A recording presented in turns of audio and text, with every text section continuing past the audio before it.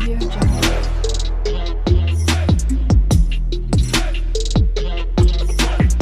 Audio Jungle.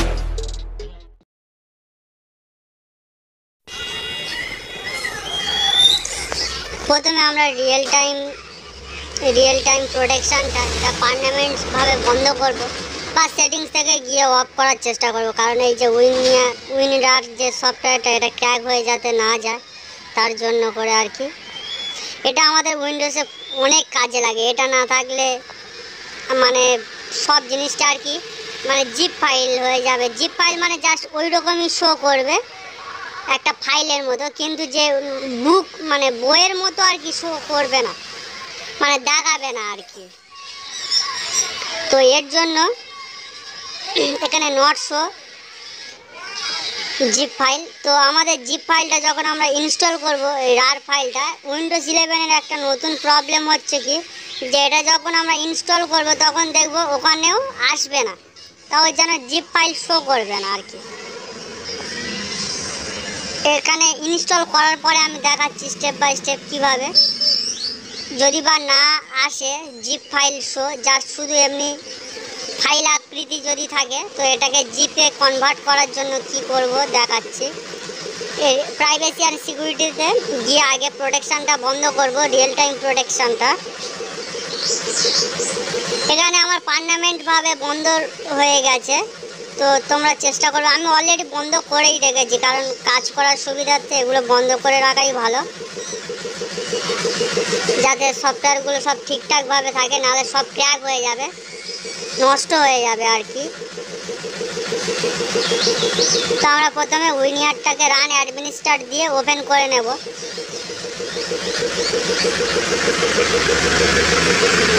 তো এখানে কিছু করার দরকার নেই, কোনো জায়গায় ক্লিক করার দরকার নেই, জাস্ট ওকে করে দেব।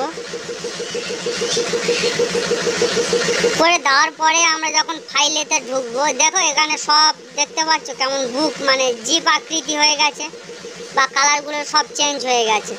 এইরকমই ফাইল থাকলে আমরা এক্সট্র্যাক্ট করতে সুবিধা হবে এবং রার ফাইল করতেও সুবিধা হবে। এখানে সব আছে। অনেক সময় দেখবে এটা ইনস্টল করার পরেও দেখবে আসছে না, এরকম বুক আকৃতি বা জিপ আকৃতিতে আসছে না। তখন কি করব, আমরা সেটিংসে যাব। এখানে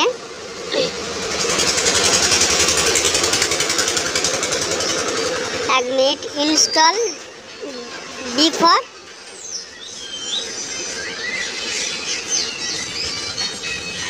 শো। আমার এখানে অ্যাকচুয়ালি প্রবলেমটা হয়েছে কি যে এখানে রার ফাইলটা যেটা উইনিয়ার আমরা ইনস্টল করেছি অলরেডি শো হয়ে গেছে, কিন্তু অনেক সময় উইন্ডোজ 11-এতে এটা শো করে না। তো এর জন্য আলাদা একটা সেটিংস আছে, সেটা আমি আজকে দেখিয়ে দেব, দিলে কোনো প্রবলেম হবে না। এই সিস্টেমটা যদি ইউজ করা যায় তো ওখানে জিপ ফাইলটা শো করবে। তো এগুলো সব আমি ক্লোজ করে দিচ্ছি। যদি বা না শো করে ওই জিপ আকৃতি যে ফাইলটা, যেমন উইনরার যে সিম্বলটা আছে আর কি, আইকনটা, ওই আইকনটা যদি বা না শো করে, সেটিংস থেকে গিয়ে ডিফল্ট অ্যাপসে ঢুকবো, তারপরে উইনরার বলে সার্চ করে দেখব, বা এখান থেকে খুঁজে নেওয়াও যায়। তো চেষ্টা করব খুঁজে নেওয়ার জন্য।